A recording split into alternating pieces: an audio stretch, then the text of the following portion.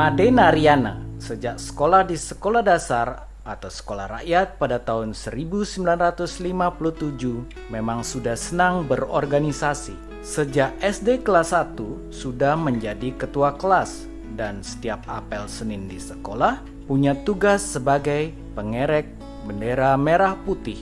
Saat kelas 5 SD, dia juga sudah menjadi provokator di Desa Bahe Mengui Badung sehingga dapat mengganti kepala Desa Bahe yang sudah lama menjadi perbekel melalui voting rakyat Bahe sehingga terpilih kepala Desa Bahe yang kedua pada zaman itu.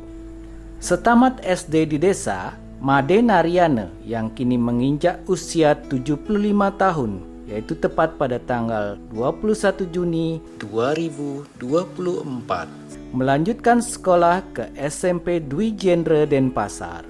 Di tahun kedua, saat kelas 2 SMP, ia terpilih sebagai Ketua Kojar Sena atau Korps Pelajar Serbaguna, semacam OSIS saat ini. Sekaligus saat itu, Made Naryana menjadi Ketua Gerakan Siswa Nasional Indonesia atau GSNI, itu merupakan underbau PNI Marhainisme. 2 bulan setelah peristiwa G30 SPKI, ia bahkan memecat dan mengeluarkan lebih dari 50 orang teman-temannya di SMP yang menjadi anggota IPPI, Ikatan Pemuda Pelajar Indonesia, yang menjadi underbau PKI. Hal serupa juga terjadi di semua sekolah di Denpasar saat itu. Setamat SMP, ia melanjutkan sekolah ke Semea Negeri Denpasar. Di sekolah ini pun ia terpilih sebagai Ketua Kojar Sena sampai tamat tahun 1969. Setamat SLTA, Made Naryana bercita-cita kuliah di Fakultas Ekonomi Universitas Udayana. Namun sayang, ia tidak mampu bayar SPP sebanyak Rp65.000 saat itu. Akhirnya, diterima sebagai wartawan Suluh Marhen atau Suluh Indonesia yang kini bernama Bali Pos oleh Bapak Ketut Nade, pendiri koran itu. Sebulan bekerja sebagai wartawan, ia dikirim tugas belajar selama 3 tahun di Akademi Wartawan Surabaya dengan biaya penuh koran Bali Pos. Selama kuliah pun, Naryana menjadi Ketua Senat Mahasiswa. Setamat di Surabaya tahun 1971, Made Naryana kembali langsung bekerja di Bali Pos dengan jabatan pertama sebagai Sekretaris Redaksi, lanjut menjadi Redaktur Pelaksana, Direktur PT Bali Pos, Pemimpin Umum atau Redaksi Denpos, dan Direktur Marketing Bali TV. Selama bekerja di Bali Poslah, Naryana terpilih sebagai Ketua PWI Bali selama 9 tahun. Hampir dari setengah hidup saya barangkali, hampir 43 tahun saya bekerja di kelompok media Bali Pos.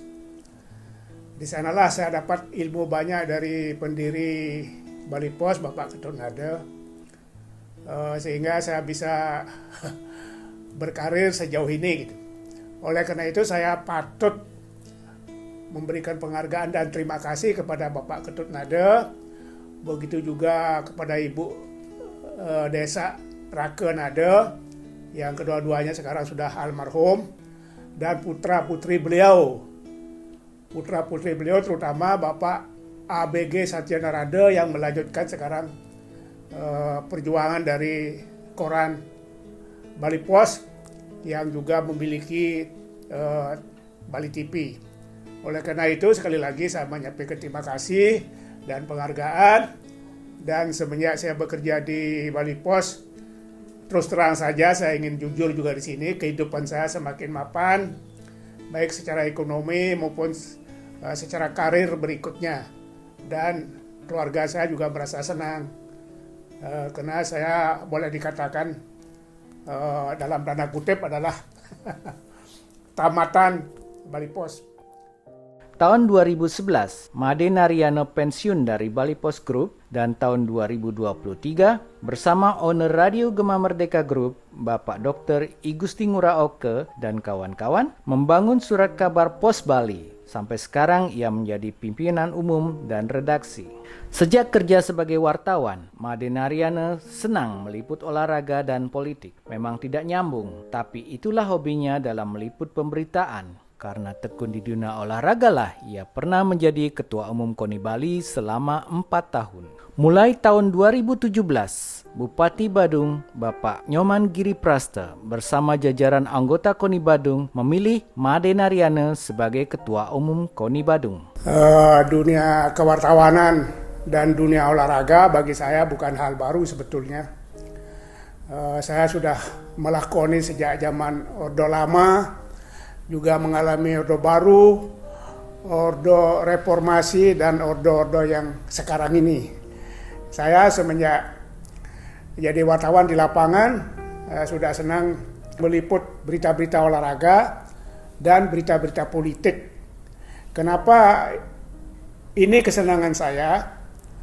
Sebab pernah ada survei dari koran Bali Pos tahun 90, kalau tidak salah tahun 90-an, bekerja sama dengan BPS Bali. Masyarakat Bali justru lebih senang berita-berita politik yang pertama, dan yang kedua adalah berita-berita olahraga. Memang aneh ini, apa istilahnya, tidak wajar. Tidak wajar. Padahal kita kan daerah pariwisata, tetapi rakyat Bali dalam survei itu lebih senang dengan berita-berita politik dimuat oleh surat kabar maupun televisi, dan yang kedua, ranking kedua adalah berita-berita olahraga. Bagi seorang wartawan memang tidak nyambung ini antara berita olahraga dan berita politik. Tetapi itulah kesenangan saya sejak menjadi wartawan tahun 1969 sampai saat ini. Yang kedua, sekalipun saya sibuk mengurus dunia olahraga, khususnya terakhir KONI Badung, namun saya masih aktif membuat berita-berita apa yang saya temui, apa yang saya alami, dan menulis juga. Jadi saya masih aktif di koran sekalipun sebagai pimpinan redaksi, namun saya masih kayak reporter juga, jadi masih aktif membuat koran dimanapun kita bertugas. Apalagi sekarang kita sudah buat berita dari handphone kita masing-masing. Naryana juga pernah menjadi Ketua Umum Cabang Olahraga seperti Sekretaris Cabang Olahraga Selam Bali, Ketua Umum Cabang Olahraga Tenis Lapangan Bali, Sekretaris Cabang Olahraga Tinju Badung, dan Ketua Umum Cabang Olahraga Muay Thai Indonesia Bali. Tentu tidak salah, kini buku ketiganya berjudul Catatan Kehidupan Made Naryana dari Kulit Tinta ke Dunia Olahraga.